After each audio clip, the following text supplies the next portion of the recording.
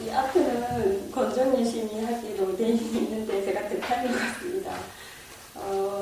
시를 먼저 읽기 앞서서 제가 이 시집을 처음 읽으면서 이렇게 적었던 시 중에서 이런 대목이 있습니다.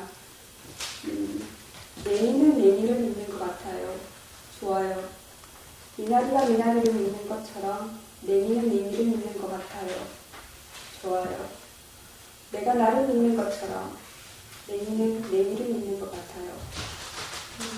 십자 드라이버라는 시인데요. 그냥 이 부분이 저는 좀 좋았습니다. 시집 곳곳에 이런 십자 드라이버로 십자 드라이버로 대상을 살짝 비틀어서 세계를 확장시키는 그런 부분들이 군데군데 많았던 것 같습니다. 캔디의 계절이라는 이 시도 앞과 뒤에 어떤 인과관계나 부분과 전체의 그런 거를 십자 드라이버로 살짝 비틀면 약간 재밌는 그런 상상이 발생하게 되는 것 같습니다. 그러니까 그런 거를 예를 들면 이 의자들도 관객을 위해서 있는 게 아니라 관객을 위해서 이 의자가 있는 게 아니라 의자를 위해서 관객들이 하나하나 들어 자는 같은 그런 상상을 할 수 있을 것 같습니다. 읽어보겠습니다. 캔디의 계절. 나날이 팽창하는 잔디를 위해서 더 많은 공원과 더 많은 무덤이 필요하다. 막대사탕은 된 무채. 당신의 세계는 45도 밖으로 기울어져 있다. 그런 당신을 위해서 잔디 위에 누울 것인가, 잔디 아래에 누울 것인가, 양자택일의 질문이 필요하다. 잔디밭에 들어가지 마시오라고 외치는 작은 팻말의 벌리와 얼룩을 위해서 동아줄로 테두리를 휘감은 잔디밭이 필요하다. 그곳의 잔디는 우리의 손발에 닿기도 전에 삐릿삐릿 신음소리가 나는 피부가 필요하다. 햇빛 짱짱한 날에도 공치는 물보 병든 일용직 근로자의 땅을 위해서 잔디밭에는 자고 나면 한 뼘씩 자라나는 개망추나 쑥부쟁이 같은 키 큰 풀이 필요하다. 비만 오면 잔디를 잡아먹는 벌레가 필요하다. 잔디는 남아돈다. 우리 옛집 마당과 아버지의 무덤을 뒤덮은 후에도 남아있다. 우리가 미처 생각조차 하지 못한 방법으로 우리를 지극히 사랑하는 사람은 저 멀리서 잔디 깎는 기계를 타고 온다. 토성이 폭발한 다음에 토성보다 먼 곳에서 온다. 그를 위하여 더 많은 잔디가 필요하다.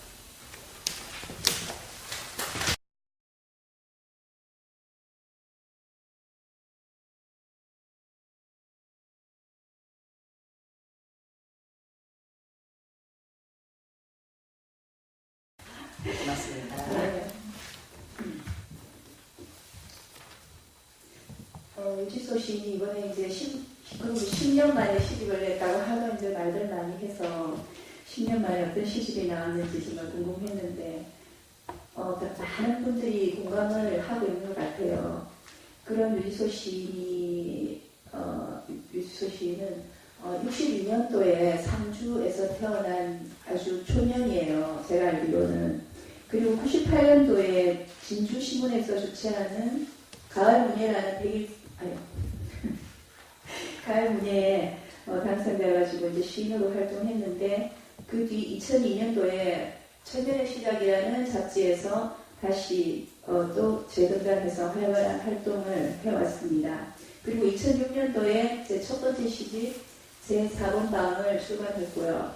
드디어 10년 만인 2016년 올해 1월에 핀다는 새로운 출판사에서 유지소 시인을 아마 첫 번째 주자로 선정을 해서 시집을 발간을 한 걸로 알고 있습니다. 그 시집의 제목은 우리 모두 아는 이것은 바나나가 아니다입니다. 한번 인사하실래요? 반갑습니다. 예시서입니다. 10년 만에 냈다고 자꾸들 왜 10년 만에 냈냐고 그런 말씀들을 많이 하시는데 사실 우리 애 낳는 데는 10달밖에 안 걸렸거든요. 그런데 이분이 시집을 10년 만에 냈으면은 적어도 송중기만큼이나만 멋지고 인기 있는 잘생긴 놈을 낳아야 되는데 그렇지가 못한 것 같아서 조금 살짝 부끄럽기도 하고요.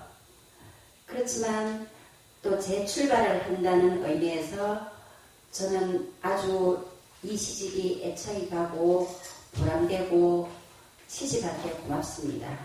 오늘 와주신 여러분도 무척 고맙습니다.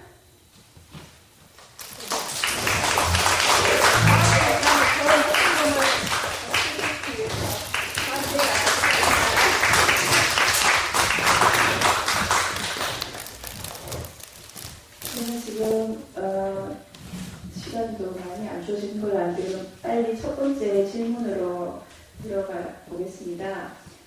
이 시집을 보면 시인의 말이 굉장히 독특한 것 같고요.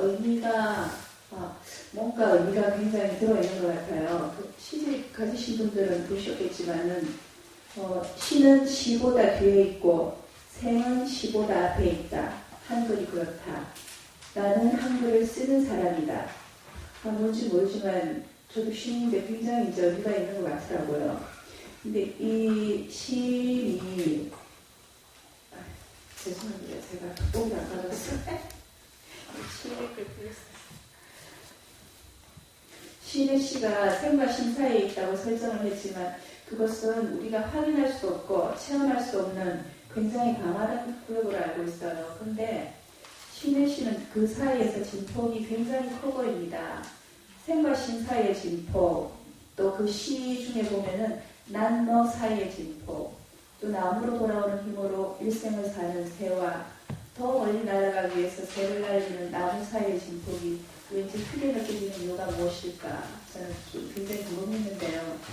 두 어느 사이의 진자운동이 단순하게 여겨지지 않는 힘이 무엇인지, 그리고 또 지난한 생을 건너서 시로 간다는 것은 험난하고 굉장히 질이 열연한 여정인데 우리는 보지 않으려고 하고 듣지도 않고 말하지도 않고 오로지 자기가 하고 싶은 것만 하려고 하는 그런 경향이 있는 삶을 살고 있다고 봅니다. 시인의 시를 읽으면 그런 삶에 대해 회피하지 않는 모습이 보이고요. 애써 초월의 의지가 보이지도 않는데 읽고 보면 굉장히 초월적으로 보입니다. 가령 안주에서 드러나는 유머가 그렇게 보여요. 자기의 죽음을 목도한 사람이 그렇게 유머를 가지고 자기의 장례식을 보고 있다는 그 자체가 굉장히 독특한 발상으로 보였거든요. 이런 역설적인 태도가 어디에서 나왔는지 굉장히 궁금합니다. 시작을 하니까 갑자기 더워지는데요. 아까 추워서 옷을 하나 입었다가 벗고 시작을 해야 되겠습니다.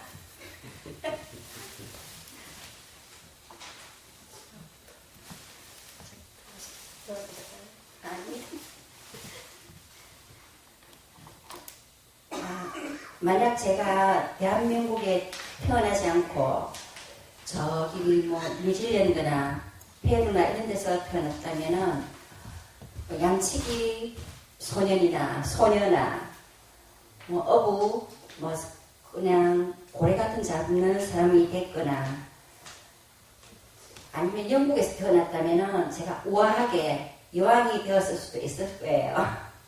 그런데 그냥 대한민국에서 태어나고 말았어요.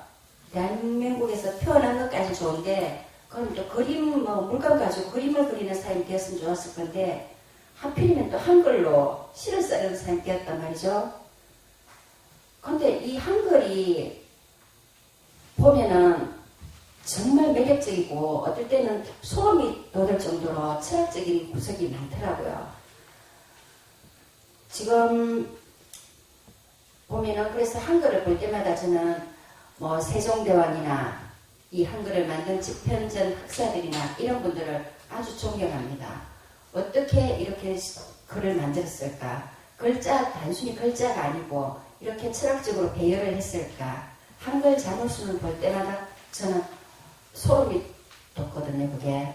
하다못해 이제 나라는 글자가 있고, 나를 지나서 나를 지나면은 남이 보여요. 근데 그 남이 조금 더 친숙해지면 좀 더 가까운 나에 대비된 너가 된다는 말이죠. 이런 것처럼 이렇게 흘러가는 한글이 저는 진짜 오묘하다고 생각을 해요. 그리고 이제 시를 쓰는 사람이 제가 되었는데, 그 시를 쓰는 사람이 되었으면은 시가 제 중심이 되고 제 삶의 중심이 되고 시 자체가 저의 존재가 되었어야 되는데 그렇지가 못한 거예요. 그걸 따져보니까 시 앞에는 생이라는 글자가 먼저 와 있더라는 말이죠. 그러니까 사람의 어쨌든 먹고 사는 게 먼저라는 거예요. 한글에서는. 먹고 사는 게 먼저 되어야지만 시를 쓸 수 있는 거 아닌가. 근데 그렇게 따지고 보니까 또 생 앞에는 더 기막힌 게 있는 거예요. 사가 있어요. 죽어야지 살 수 있다. 죽을 사자가 먼저 있는 거죠. 그럼 어떻게 죽어야지 사는 건가? 뭐 불교에서 말하는 어떤 번뇌 같은 걸 끊어야지 이게 사는 것인가? 번뇌를 끊으면 진짜 잘 살 수 있는 것인가? 그렇게 잘 살면은 시를 잘 쓸 수 있고 시만에 내가 시를 쓰는 진짜 참 존재가 될 수 있는가? 이런 고민들을 하게 되더라고요. 그런데 그거를 고민을 하면서 쓰고 있는데 이번에 장철환 평론가가 이제 평론을 쓰면서 해놓은 얘기가 있어요. 그의 생은 사보다 한 발 늦다. 저는 그 문장을 보고 소름이 돋았어요.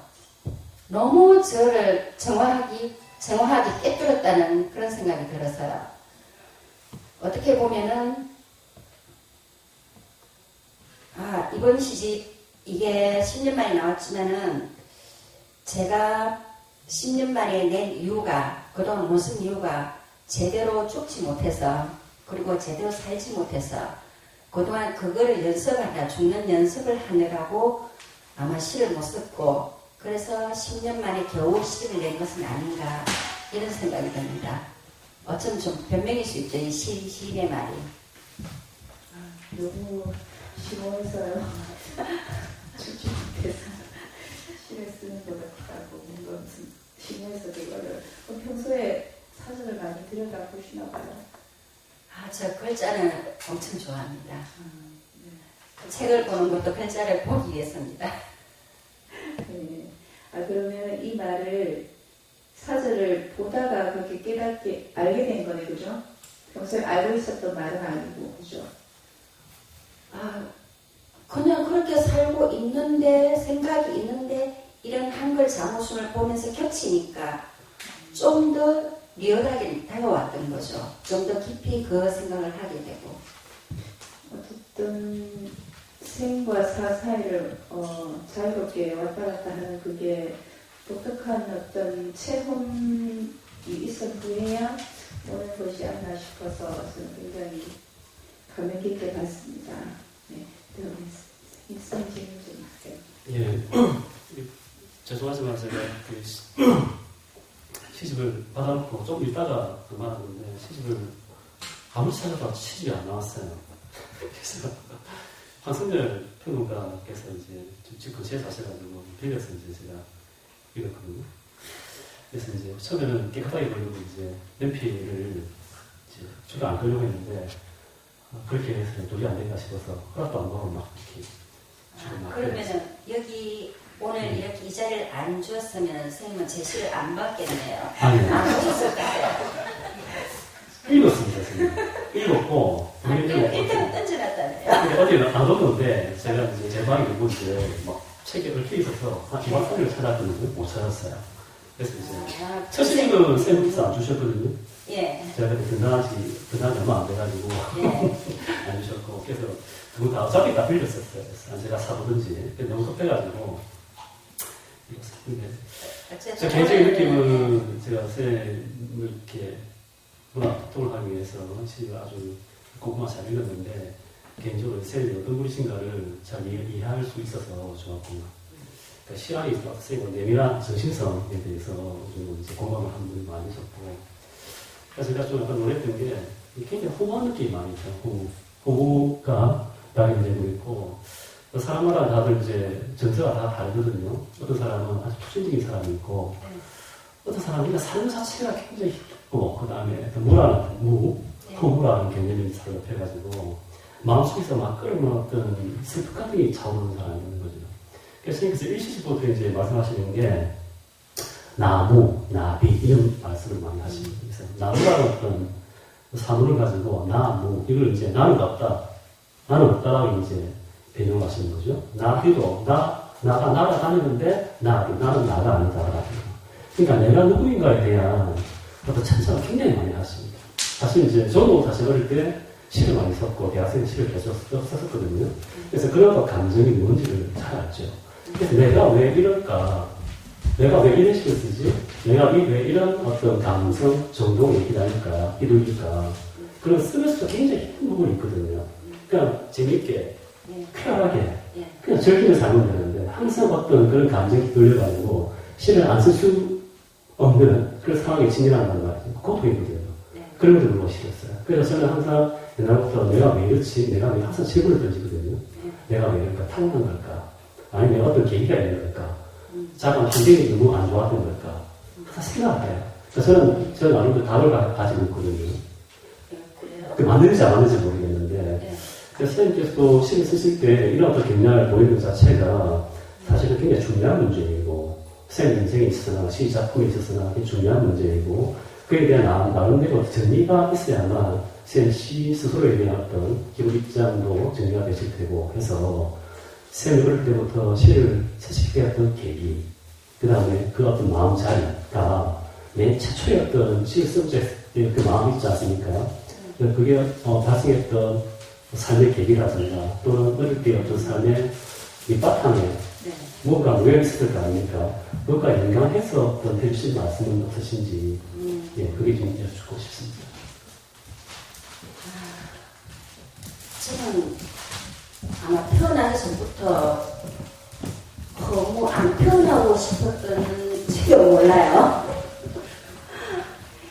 이 선생님 안 태어났으면은 이런 얘기도 안 하고 싶었지 않았을까 그런 생각을 할 때가 많아요. 그런데 제가 어릴 때 한 초등학교 3, 4학년 정도 됐을 때인데 그때 일기장을 쓰면서 일기장의 이름을 제 이름을 적지 않고 허무라고 적어놨어요. 허시성을 가진 무예요. 그 적혀 있는 게 초등학교 3학년밖에 안 되는 게 그때 제가 엄청 말랐었거든요. 빼빼해가지고 바람 불면 날아간다고 했거든요. 그 정도 여리고 막 병약하고 이런 작은 계집애가 허무 뭘 안다고 인생에 대해서 뭘 안다고 허무 해놓고 일기장을 쓰고 있는 거예요. 저 그때가 아마 그게 그 전부터 그런 게 아마 계속적으로 지속적으로 저한테 그게 내재되어 있었나 봐요. 그게 그런 허무에 대한 생각, 무에 대한 생각, 뭐 사라지고 싶다는 생각 이런 것이. 근데 우리 집에는 사실 책이 그때 시골에서 자랐는데 아주 심신상골은 아니고 면 소재지, 면 사무소도 있고 우체국도 있고 그리고 뭐 농협의 다방에 실증까지 있는 시골이지만 그렇게 아주 시골스럽지 않은 그런 곳에 자랐는데 책이 좀 있었어요. 시골에는 보통 책이 없거든요. 그러니까 뒷간에 가면은 우리 어린 시절만 해도 볼일을 보고 나면은 보통 지푸라기로 뒤를 닦던 그런 시절에 그래도 저희들은 적어도 그래도 저희는 신문지나 종이로 뒤를 닦았어요. 근데 그때 화장실에서 읽었던 게 뭔가 하면은 지금도 뚜기시 기억나는 거는 사상계라는 잡지. 거기 아마 저도 그때 뭔지도 몰랐어요. 거기 그 사상계라는 게 있는데 소설이 있으니까 재밌었고 그리고 뭐 농민 잡지 월간지 뭐 뒤에 펜팔을 구합니다 하고 막 이렇게 적어놓은 거 이런 거, 그리고 삼국유사 이런 책들이 있었어요. 보통 이제 일반 친구들 집 다 가봐도 그런 책이 없더라고요.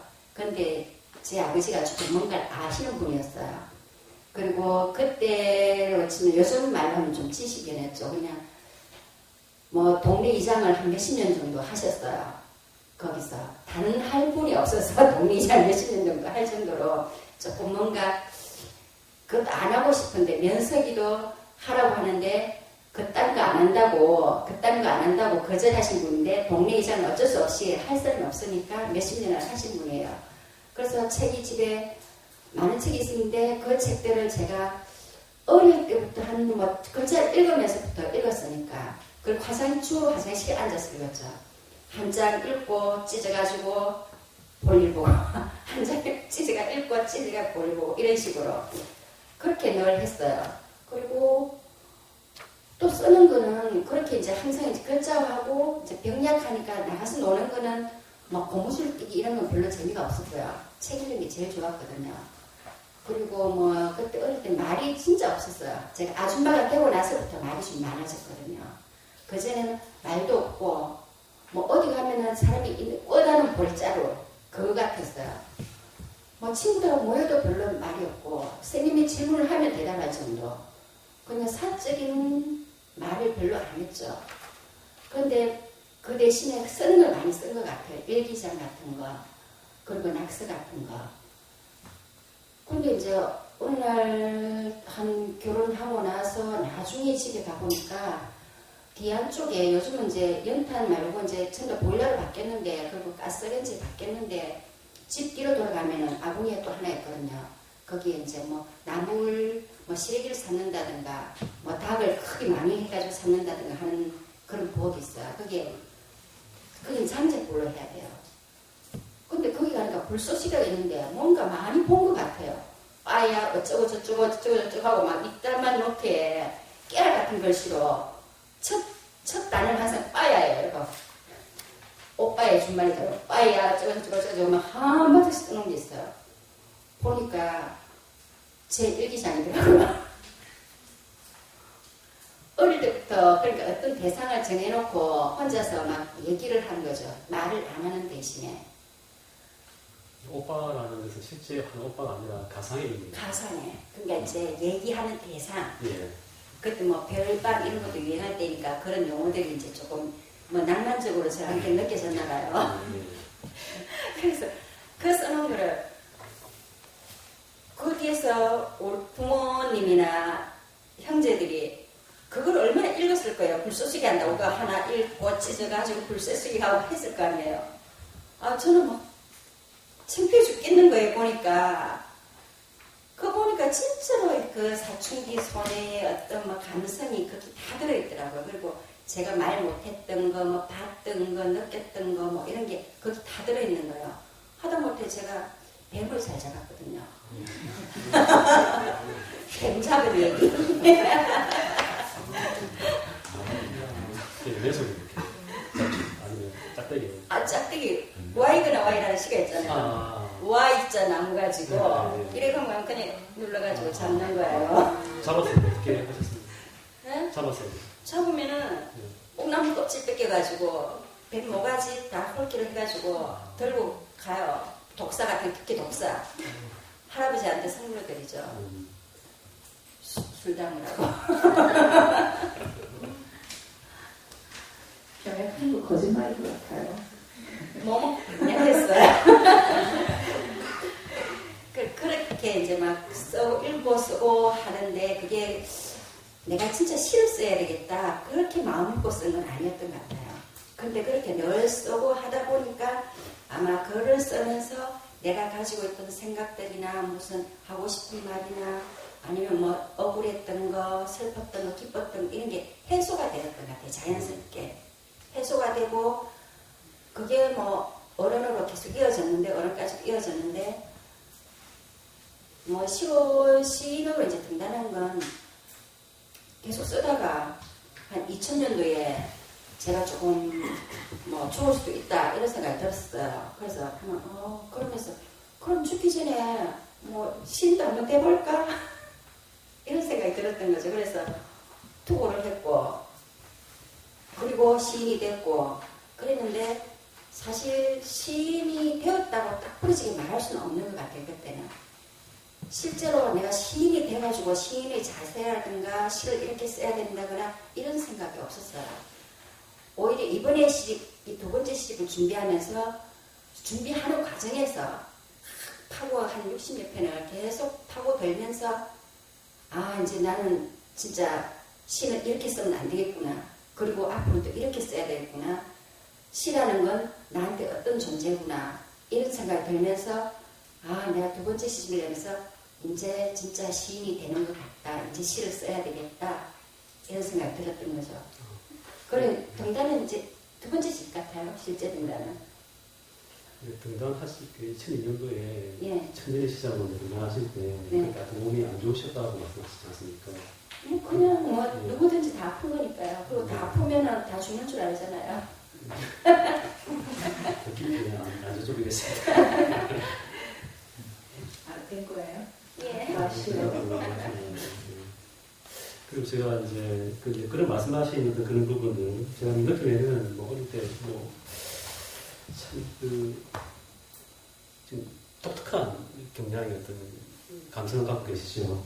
뭐 죽음에 대한 어떤 사유라든가 내가 존재하는가에 대한 문제, 무라는 문제 이런 것들은 이제 어떻게 보면 가장 감각적인데 주의 감각, 또 이제 철학자 이름을 많이 갖고 있고 여성 시인들 가운데도 많이 갖고 있는 게 많이 있어요. 최승자도 있고요, 김혜승도 있고요. 부산 김원희라는 이제 시인도 계시고 그런 굉장히 이제 시를 쓰시는 분들이 있어요. 저도 이제 그런 걸 많이 갖고 있기 때문에 어느 정도 공감을 많이 하고 이런 시를 굉장히 좋아하는 편이거든요. 그런 분들의 시는 사실 첫 번째 시 제 4번방에도 아주 깊이 있게 나와 있고 사실 제 2번방에도 이제 나와 있거든요. 근데 시간적인 격차가 10년이 지났기 때문에 그 사실 이제 뭐가 흘러가는 사람이고 어떤 변화가 있을까 이런 걸 사실 눈에 보거든요.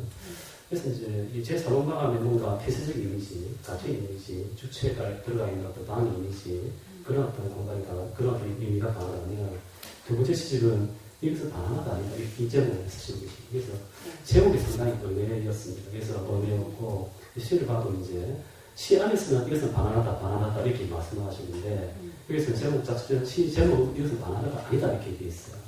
그래서 제가 좀 이렇게 속된 인간인지 몰라도 왠지 바나나가 왠지 성적인 이미지 그런 느낌이 많이 들더라고요. 또 바나나가 아니다 바로 앞에 그런 이미지, 침대 이미지가 나와요. 그래서 이제 첫 번째 시집과 다르게 이제 어떤 선생님이 갖고 계신 욕망, 내면 욕망의 문제를 갖다가 이야기하는 게 아닌가라는 생각이 사실 좀 들었었거든요. 그것이 정확하게 무엇인지는 제가 뭐 비평을 쓰는 게 아니라 읽고 질문하는 자이기 때문에 막연히 그렇게 생각을 가졌었어요. 그래서 왜 하필이면 이 시 그러면 그 연장선상이 있는데 이 시 제목을 갖다가 이것은 바나나가 아니다 이렇게 하셨을까? 그런 어떤 물음이 좀 돌아왔습니다. 그에 대한 답을 좀 하시죠. 저는 제 시집을 보면은 제가 두 번째 시집 준비하면서 이게 다 좀 어떻게 보면 정리가 됐는데 첫 번째, 두 번째 계속 생각하고 있는 게 무에 대한 욕망이 있구나. 소멸에 대한 욕망 이거더라고요. 근데 첫 번째 시집은 무를 욕망하지만은 사라져가고 희미해지는 나를 또 붙잡으려고 안간힘을 쓰고 있는 거예요. 사라지고 있는데 딱 놓아버리지를 못하고 내가 사라진 게 너무 막 불안해지고 그래서 다시 또 막 나를 소환하고 막 이런 이제 갈등이 막 연속이었다면은 이번에 두 번째는 무를 진짜로 욕망하면서도 이제 무가 아니면 어때? 소멸 안 하면 어때? 좀 이런 식으로 변했다는 거죠. 그러니까 바나나가 아니면 어때? 이런 생각도 되는 거예요. 처음에 이 바나나를 쓸 때가 제가 거의 한 7, 8년 첫 시집을 내고 7, 8년 정도는 거의 시를 못 썼어요. 못 썼는데 어느 날 이제 시를 써야 되겠다. 쓸 수도 있겠다. 이제 써봐야 되겠다. 이런 생각을 하고 있는데 너무 오랫동안 안 쓰니까 시를 어떻게 써야 되지? 시가 어떻게 생겼더라? 막 이런 생각이 드는 거예요. 근데 그때 마침 앞에 바나나가 큰 송이가 한 송이가 있었어요. 바나나 있는데 그럼 저게 진짜 바나나일까? 저걸 한번 써볼까? 그런데 이제 그 진짜 바나나일까? 이런 생각이 왜 들었는가 하면은 제가 시를 쓰진 않아도 책은 그때 꾸준히 읽고 있었거든요. 뭐 깊은 책은 아니더라도 뭐 가벼운 우스갯소리도 있는 책이 있고 소설도 있고 뭐 다양하게 그냥 잡식성을 읽고 있었는데 그때 마침 읽는 책 중에 한 구절이 모든 걸 의심하라 이런 구절이 있었거든요. 그러면 저 바나나 한번 의심해보자. 이제 그렇게 출발한 거예요. 그래서 의심하면 그러면 우리가 다 알고 있는 이게 바나나라고 하시면 저게 진짜 바나나일까? 일단 바나나라고 할 수 있는 특징들을 다 한번 써봤어요. 길고 노랗고 뭐 껍질을 벗길 수 있고 뭐 다 모아봤어요. 다 모아서 쓰고 났는데 읽어보면서 또 그런 생각. 그런데 이게 진짜 바나나일까? 내가 쓴 이게 진짜 바나나일까? 그리고 나는 또 진짜 나일까? 이런 생각이 들더라는 거죠. 그래서 모든 게 내가 이게 뭐 나는 힘들다 하지만 그건 진짜 힘든 게 아닐 수도 있겠다. 저 사람이 나한테 뭐 화가 나지만 진짜 화가 나는 게 아닐 수도 있겠다. 이제 이렇게 좀 다르게 생각하는 부분들이 생겼어요. 그러면서 이제 시집을 묶을 때는 그러다 보니까 이 시집을 묶기 시작하면서 이 시 써놓은 게 그럼 이게 또 다 내가 쓴 시인가? 이게 내 스스로 내 생각에서 나온 시인가? 그것도 또 아닐 수 있겠다. 그러면서 이제 겹쳐가지고 제목은 한순간에 그래 이건 바나나가 아니다. 이건 내가 아니다. 이건 유시소가 아니다. 일단 이면서 아닌 거예요. 이면서 아니다. 그렇게 바나나가 아니다는 아주 순식간에 정해졌어요. 그리고 지금 잘 정해졌다 싶기도 하고요. 약간 좀 들은 생각이 보통 허무를 느끼게 되면 힘들지 않습니까? 그러기에 바나나 아니다라는 어떤 제목이 뜻하는 제가 생각할 때 내가 허무를 느끼고 있지만 내가 허무를 느끼는 자체가 정말 존재하는 것일까?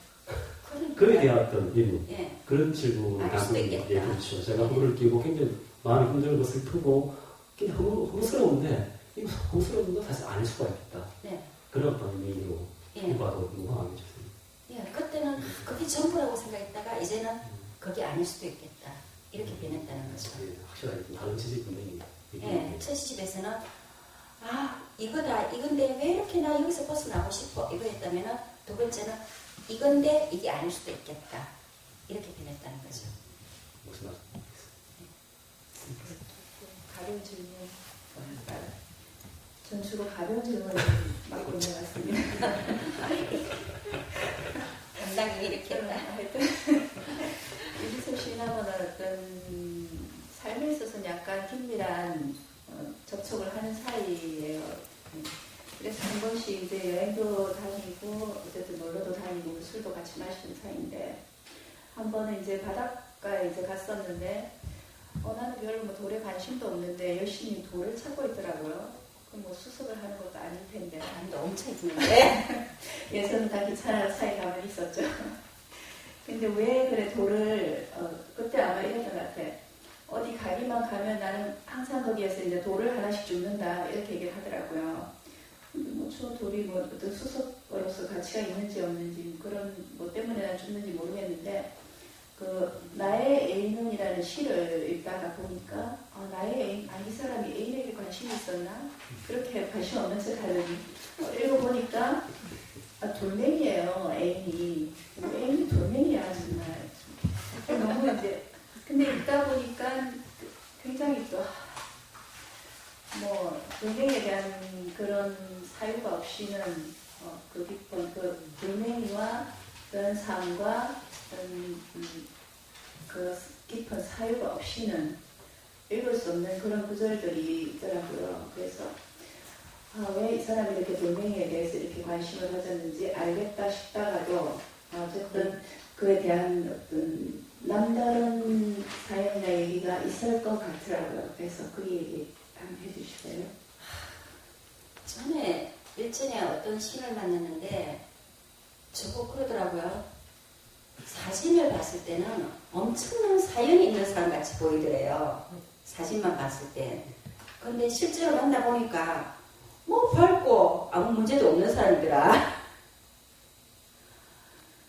그 뭐 돌멩이는 사실 돌멩이 진짜 돌멩이를 보고 쓴 거예요. 근데 엄청 시가 안 될 때 층파에 와서 썩에 써야 되겠는데 저는 항상 앞에 있는 거, 곁에 있는 거에 대해서 많이 천착하는 것 같아요. 그때도 돌멩이 주워놓은 게 딱 하나 있었어요. 근데 그 돌멩이가 아주 요만한데 그 안에 산의 그림과 달, 검은 달이 있는 그렇게 형상화되어 있는 돌이었어요. 아주 작은데도.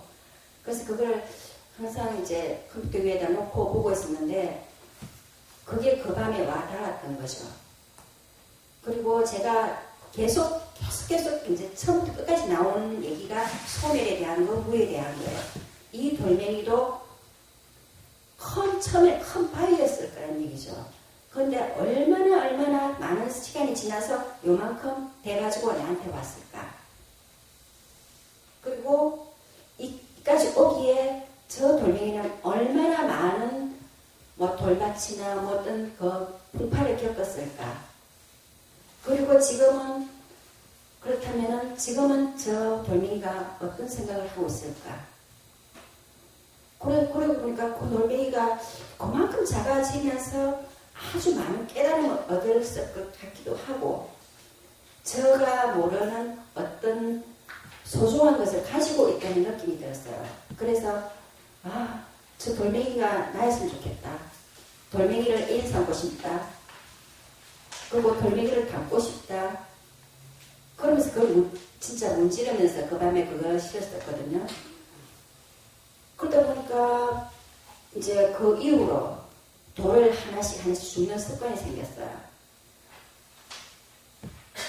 어디 가면은 아주 막 거기서 그 뭐 신기한 돌이 아니고 그 지역에 가면 그 지역만의 특성이 있는 돌들이 있더라고요. 어떤 뭐 하다못해 저기 한양중 식당에 가면은 마당에 자갈 마당에 있는 돌 한 개, 그리고 뭐 바닷가에 가면은 그 바닷가에 있는 돌 한 개, 그 바닷가에 있는 돌은 다른 바닷가에 있는 돌하고도 달라요.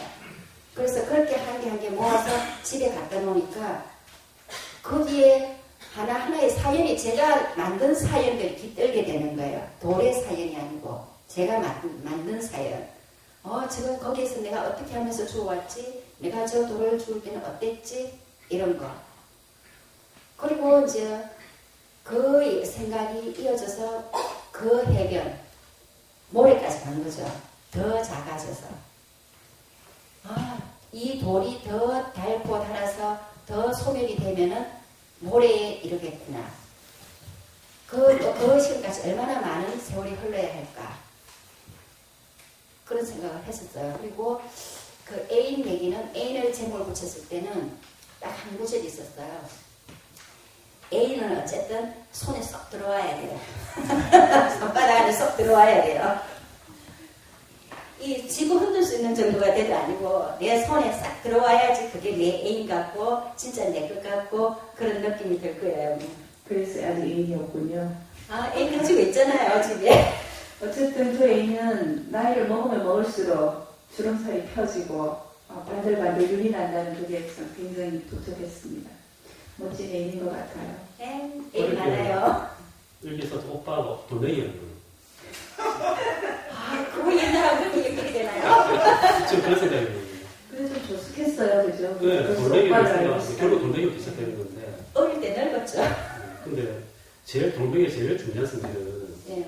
허물을 느끼고 네. 뭔가 그런 어떤 슬픈 느낌이 우울한 느낌이 드는 사람은 굉장히 주체가 약해요. 약하고 항상 부서질 위험해요. 저희거든요. 돌멩이를 단단하잖아요. 단단한 듯이 요즘은요 예. 기계가 좀 막 부수더라고요. 어쨌든 이게 단단하기 때문에 어떻게 보면 선생님께서 어떤 단단한 주체, 예. 그러니까 어떤 죽음을 이겨내고 물을 이겨내고 그런 이겨내는 초월하는 예. 그런 단단한 주체에 대한 열망이 아닌가, 또 다른 자아에 대한 열망이 아닌가. 그게 반대로 돌멩이를 예. 자꾸 수집하시고 손에 놓고 보시는 이유가 약하지만 어떤 내 지금 현재 상태는 나의 주체가 굉장히 어떤 약하고 좀 약간 어떻게 보면 우울에 잘 지켜 빠질 수도 있고 항상 물을 생각, 나는 뭐다라는 생각에 빠져 있지만 동백을 가진 이유가 그런 꿈을 갖고 있지만 단단한 주체 분명히 있거든요. 초월 지금 주체가 있단 말이죠. 그런 주체에 대한 열망을 무시적 표현한 게 아닌가 이런 생각이 사실은 그래서 어떻게 이제 하나 A 형상이 있습니다. 생각하시겠습니다. 집에 가서 그냥 제 다시 습관이 한번 그냥 보겠습니다. 비평한 사람이니까 제 마음대로 생각해봤습니다. 이상하게 끌고 가네요, 진짜. 그럼 질문, 다른 질문? 아니면 좀 예. 질문 하나 하시고 조금 더 가는 거예요. 예, 알겠습니다. 저도 뭐 가벼운 질문 하나 있긴 있는데 나중에 할까요? 마음대로 하세요. 그냥 가벼운 질문 할게요. 쌤은 가볍대도 예. 아니, 엄청 무거워요. 아니, 저 가벼운 힘들었어요. 가장 묻고 싶은 것은 이제 제가 항상 묻고 싶은 게 왜 시를 쓰느냐 이런 걸 제일 묻고 싶었어요. 그래서 첫 번째 질문 드린 거예요. 예. 왜 시를 쓰는지 항상 묻고 싶거든요. 시인들한테, 작가들한테. 그래서 자기가 써왔던 작품 가운데 가장 마음에 들어요. 나의 도심 같다라는 그런 느낌이 드는 작품을 보면 사실은 그분이 어떤 분인지를 알 수 있거든요. 그래서 보통 다른 사람들이 보는 좋은 시와 시인 스스로가 생각하는 막 좋은 나의 시 분명히 다를 거라 입시되는 경우도 있겠지만 다를 거라는 경우도 생각도 드는데 가장 마음에 드는 시가 있다면 이 시가 이 시 통틀어서 하나 말씀해 주시고 그에 대한 이유 말씀해 주시겠습니까? 보통 사람들은 제가 2012년도에 상을 받았으니까 Y가 제일 좋은 게 아닐까 그런 생각들을 하시고 거기에 대해서 많이 거론들을 하시더라고요. 근데 저는 이번에 시집에 있는 꽃나무 이게 제일 좋아요. 이걸 그때 Y가 나와 있을 때도 한 3, 4년, 4년 정도 걸렸거든요. 근데 이 꽃나무도 쓰는 게 한 3, 4년 걸렸어요. 자, 읽어드릴까요? 읽어주시겠습니까? 아니요, 가지고 계세요. 알겠습니다. 처음에 이 꽃나무 쓸 때는 시라고 생각 안 하고 처음에 두 줄 거기에 바람이 분다. 또다시 흔들려야 되겠다. 흔들려야겠다. 비가 온다. 또다시 젖어야겠다. 요 두 구절이 그냥 낙서처럼 쓴 거였어요. 그냥 우리 그때 전에 김해 살던 동네에 3분 제가 이름 붙인 공원의 이름이 3분 트랙이 있었어요. 한 바퀴 돌면 3분밖에 안 걸리는 3분 트랙. 거기를 돌고 왔는데 비가 오고 바람이 부는 날이었어요. 그래서 집에 와서 무심코 그냥 이걸 낙서처럼 이 두 줄을 써놓고 그냥 던져놨었는데 며칠 지나고 보니까 이게 좀 시처럼 보이는 거예요. 그럼 이걸 시로 좀 만들어 봐야겠다. 그런 생각이 들어서 그런데 이 시가 좀 그 두 줄 가지고는 좀 부족해 보였어요. 뭔가 덜 말하고 한참 뭔가 더 있어야 될 것 같고 그래서 그걸 가지고 그걸 모티로 해서 이렇게도 써보고 저렇게도 써보고 여러 갈래로 여러 방향으로 많이 써봤어요. 길게도 써보고 아니면은 리얼하게도 써보고 진짜 아니면 환상적으로 써보고 그랬는데 다 아니더라고요. 그 작품 다 아니었어요. 그래서 또 던져놨어요. 아니면은 저는 이제 던져놓는 습관이 있거든요. 이건 아니다. 쓰다가 아무리 내가 그걸 막 공을 들이고 열심히 해서 아니다 싶으면 던져놔요. 그래서 던져놨다가 이번 시집 준비하면서 다시 이제 끌어모아가지고 보니까 뭔가 느낌이 오는 거예요. 네가 떠난다. 또다시 네가 떠난다. 이번엔 눈을 감아야겠다. 그런데 저는 이번엔 눈을 감아야겠다. 이 구절이 써놓고 전율이 오는 거예요. 그 구절을 썼는데 이 끝 한 문장을 쓰기 위해서 이렇게 많은 시간이 걸린 것 같다. 눈을 감는데 왜 이렇게 오래 걸렸을까? 계속 눈을 뜨고 지켜보다 보니까 아무것도 안 보인 거다. 근데 이걸 눈을 감아야 되겠다. 그냥 어떻게 보면 이게 해탈이나 순환이나 이런 건 아니고 이런 거창한 건 아니고 그냥 제가 줄곧 생각해봤던 무가 된다면은 제가 무가 된다면은 이런 상태가 되지 않을까. 뭐 바람이 불면 그냥 흔들리고 비가 오면 그냥 죽고 누가 떠난데도 내가 떠난데도 그냥 눈을 감고 이런 상태가 되지 않을까. 그런 생각이 들었어요. 어떻게 보면 이 꽃나무는 이제 처음에 아까 말씀하신 제 4번반 첫 시집의 나무, 나가 없다 나무, 여기에서 출발해서 2002년도죠. 2000년도 동단작이었어요. 나무가. 그리고 2012년에 Y거나 Y, 그것도 나무가 이제 무로 가는 그런 얘기를 한 거죠. 그리고 이번에 이제 꽃나무, 이게 나오면서 이 꽃나무가 그 두 가지를 다 거쳐서 마지막 점을 찍는 건 아닌가 이런 생각이 들어서 이 시를 아주 제가 애착이 갑니다. 오늘 너무 성녀 이런 얘기하니까 너무 다운되는 것 같아요. 그것밖에 없어요. 좀더 키워올리기 위해서. 시가 원래 그래요. 그런 거죠. 제 탓이 아니라 시가 아니에요. 죄송합니다. 근데 보면 재밌는 시도 많아요. 물론 많죠. 재밌는 시도 보면 겨우 남느라고 쭉 계속 나열을 했는데도 왠지 또 그것도 뭔지 모르겠어요. 제일 재밌는 시는 이런 멋 같은 게 제일 재밌어. 찰싹찰싹. 맞죠. 딸딸이가 찰싹찰싹. 막걸리 살아가야 돼요. 그게 제일 재밌어요. 어쨌든 형식 실험을 한 것도 굉장히 또 많이 두드러지게 보여요. 전 그런 시들도 겨우 똑같은 말을 계속 반복했는데 또 조개 껍데기도 계속 반복했는데도 왜 재밌죠? 그건 잘 모르겠고요. 좀 되게 재밌는 시가 저는 이제 거품벌레라는 시가 아주 되게 독특하더라고요. 아마 유지수 씨는 곤충에 대해서도 굉장히 나비 또 플라나리아 뭐 이런 그런 곤충에 대해서 굉장히 이제 많이 생각 많이 한 것 같고 그릇이 많이 썼죠.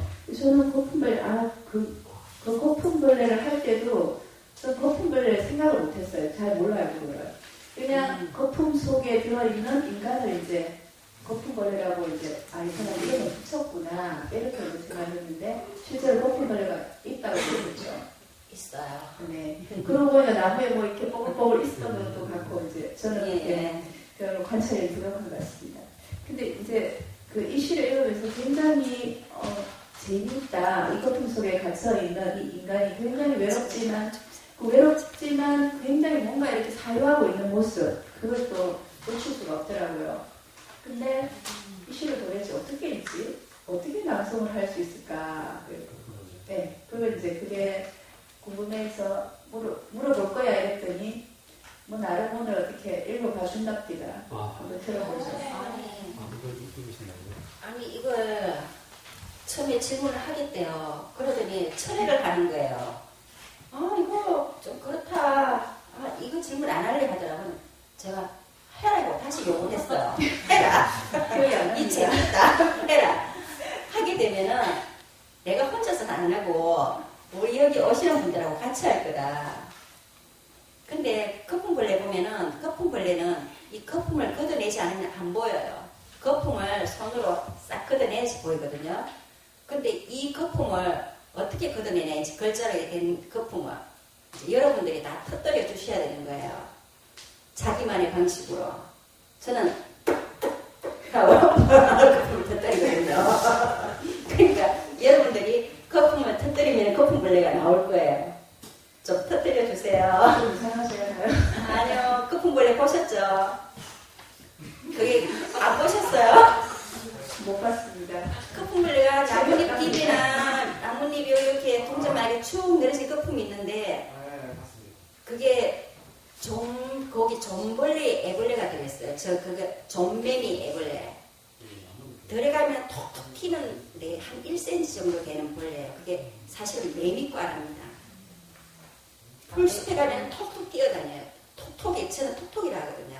톡톡 뛰어다녀요. 근데 그 애벌레가 거품벌레 그 안에 들어있는 거예요.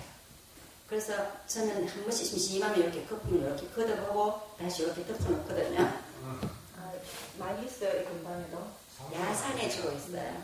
높은 산에는 없고. 네, 야산에 많이 있어요. 거품이 자기를 보호하기 위한. 네, 자기를 보호하기 위해서.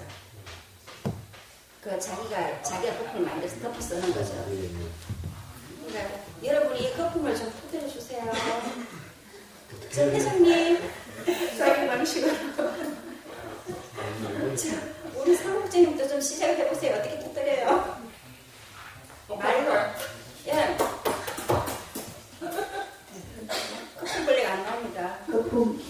거품을 양수해도 되겠습니까? 패스할까요? 했을까요?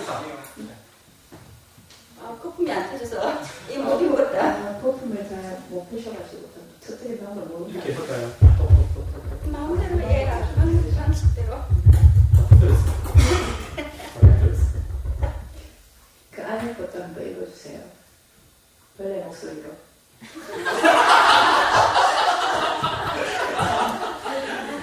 제가 벌레예요.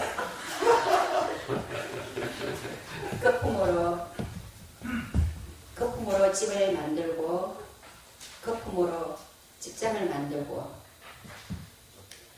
거품으로 너를 만나고,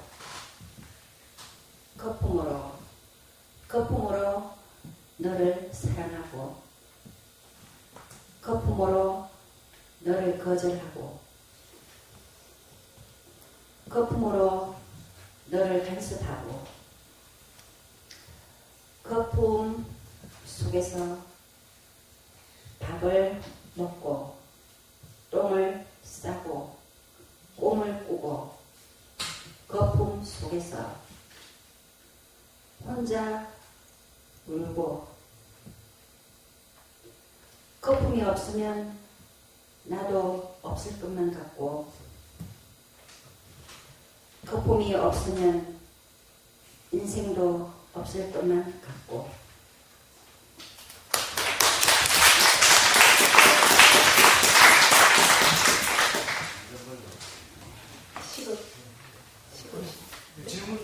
질문 시간이에요? 이렇게 하면 내가 하나 들어요. 선생님 혹시 그게 관객분들 중에 질문하실 분 있으면 지금 질문해주세요. 패스할까요? 저기 손 들었습니다. 맞습니다. 정말 잘 듣고 많이 배우는 자리가 되었습니다. 지금 질문하는데 제가 질문을 한번 하면 저기 휘소 시의 책을 한 권 받을 수 있을까 하는 기대를 가지고 제가 처음 질문을 합니다. 다른 시는 너무 오묘하고 감히 제가 이해할 수 없을 만큼 참 좋은 시라고 이런 생각이 듭니다. 이해는 잘 못하는 일이 많아서. 그런데 다른 질문 이야기로 유질소라는 그 이름이 참 특이하고 또 성은 떠나서 나서 질소라는 저 이름이 어릴 때부터 이거 이름이었냐. 어떻게 한글이 참 오묘하잖아요. 한글이 정말 과학적인 그런 언어라서 애들이 어릴 때는 질소한 질소 이럴 수도 있고 한자로 또 하면 또 아름다운 어떤 실시 참 아닐 것 같은데 선생님은 그 질소는 어떤 뜻을 가지고 아버지가 그렇게 지식청이라서 한자를 참 이쁜 이름으로 지었을 것 같아서 그게 한자로 어떤 뜻을 가지고 이름인가 그게 궁금합니다. 아, 이런 질문을 가끔 받는데요. 제 이름은 진짜 아버지가 지어주신 이름은 그 비밀은 시집 속에 들어있어요. 숨은 그림찾기처럼 비밀로 들어있어요. 시집을 찾아보면은 아마 이 이름을 것이다 하는 게 시집 속에 들어있는데 유지소는 사실 필명입니다. 필명인데 뭐 깊은 뜻은 없고요. 첫째 우리 애 이름이 지연이고 둘째가 소영이에요. 그래서 한자씩 따서 지소 있다. 지연이와 소영이가. 근데 그 이름을 짓게 된 계기는 그때 등단도 이제 조금 그냥 뭐 죽기 전에 한번 해보자 이런 마음으로 했다고 했잖아요. 근데 그러면 이름을 어떻게 지을까 하다가 그러면 사는 건 우리 애들 때문에 한번 살아보자 이런 식이었어요. 그래서 있다 지연이와 소영이가 그래서 지은 겁니다. 본명은 영신입니까? 그 어려운 걸 어떻게 해? 쉬 있잖아. 어디 있어요? 쉬 있어야지. 야, 98페이지 영웅설이라는 게 있어요. 이렇게 무섭다니까요. 진눈깨비 비눈자 시가 있거든요. 98페이지에 꽃뿌리에 대한 믿음. 꽃뿌리 2억짜리 믿을 수 아이고 있죠. 무서워. 그래서 지수가 안 맞아요, 이게. 그래서 이름 지수인데 왜 꽃뿌리에 대한 믿음이 나오지? 그래서 약간 의외였어. 그래서 참 놀랐었어요. 근데 말씀 들어보니까 설마 알고 계시죠? 저요, 뭐, 어쩔 수 없이 알고 있어요. 아, 물공기였어요. 다른 다른데. 분들 질문 있으면, 네. 그 처음에 낭송해 주신 시인분들 말씀하셨고 잠깐 조금 십자드라이브를 틀어서 보는 그런 문장들이나 세상들이 좀 시인분이 보시는 게 되게 재밌어 보여서 혹시 살면서 그렇게 비틀어 보는 게 그냥 그렇게 보이시는 건지 아니면 시인분만의 그렇게 즐기는 방식이 조금 들어가는 방식, 그런 세상으로 들어가는 방식이 조금 있으신지 궁금해서. 예. 오늘 저 너무 많은 걸 틀리는데요. 많이 틀리고 있어요. 저 한때 별명이 삐딱갈매기였어요. 부산 삐딱갈매기. 오늘 삐딱해서 모든 걸 정상으로 안 봤어요.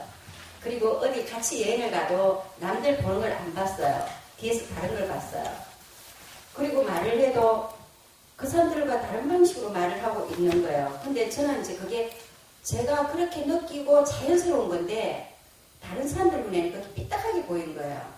그래서 삐딱이 언니, 삐딱아, 부산 삐딱갈매기 이렇게 부르더라고요. 그래서 내가 그렇게 다른 사람의 눈에는 삐딱하게 보는 그런 게 있구나. 그런데 저는 일부러 그렇게 보진 않아요. 그냥 그렇게 보여요, 내 눈에는. 그리고 근데 일부러 삐딱하게 본 건 하나 있어요. 아까 저 읽었던 캔디의 계절. 잔디들이 공원에도 많고 어디를 가도 좀 파헤치면 일단 잔디를 덮어봐요. 나무가 있어도 그 짜투리 땅을 다 잔디로 덮어요. 너무 그러니까 시멘트, 블록 아니면 다 잔디예요. 진짜 그걸 볼 수가 없는 거예요. 그래 잔디 좋아하면 다 덮어봐라.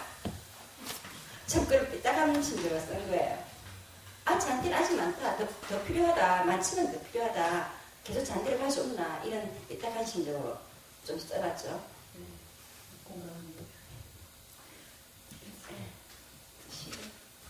네, 더 많은 분들이 궁금해하시는 것 같은데 뒷자리에서 또 질문해 주시기로 하고요. 다음에 그 배우분께서 준비한 시낭송 시간을 갖도록 하겠습니다.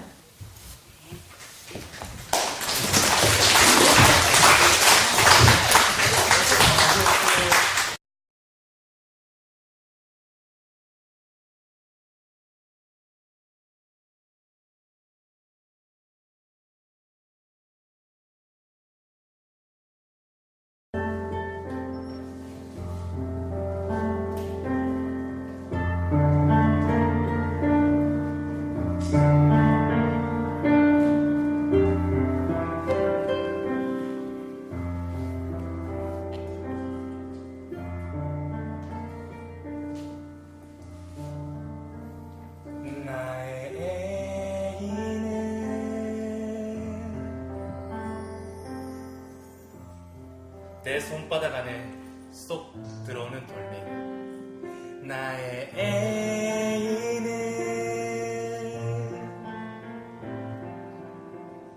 산전수전 다 겪고 닳고 다른 돌멩이. 그렇지만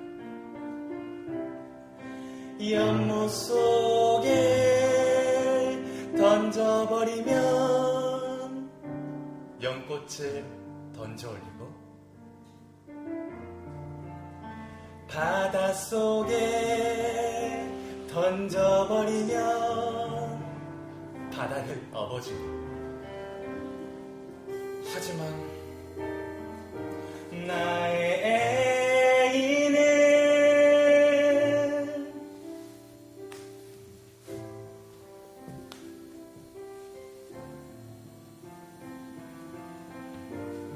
피도 눈물도 없이 그저 돌멩이로 굴러다니는 돌멩이. 나는 왜 하필이면 돌멩이를 사랑하나?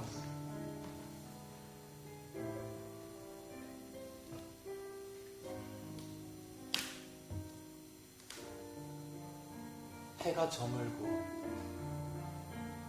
해가 뜨도록 나는 그이의 얼굴을 문지르고 그이는 그이의 영혼만 문지르네.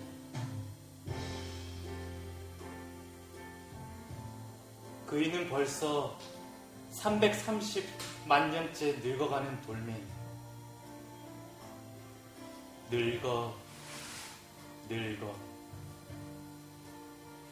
늙어갈수록 점점 주름살은 없어지고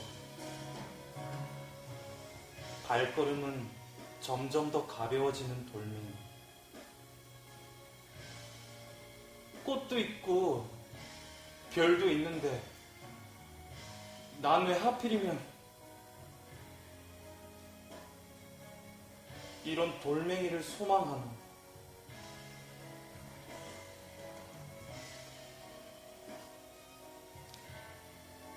개구리를 보면 개구리를 죽여버리고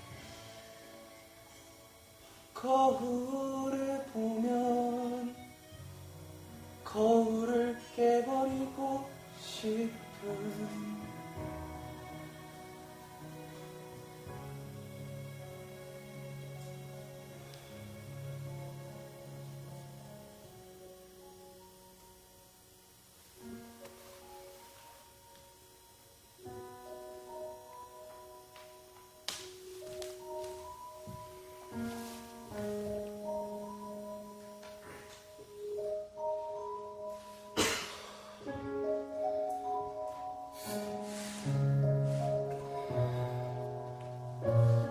누나.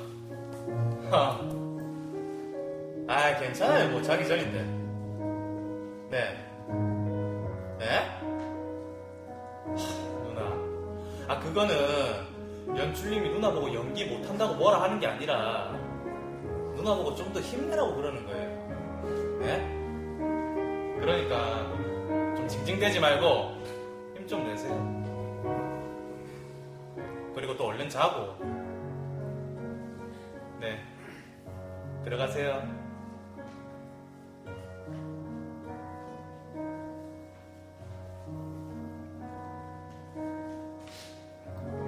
누나,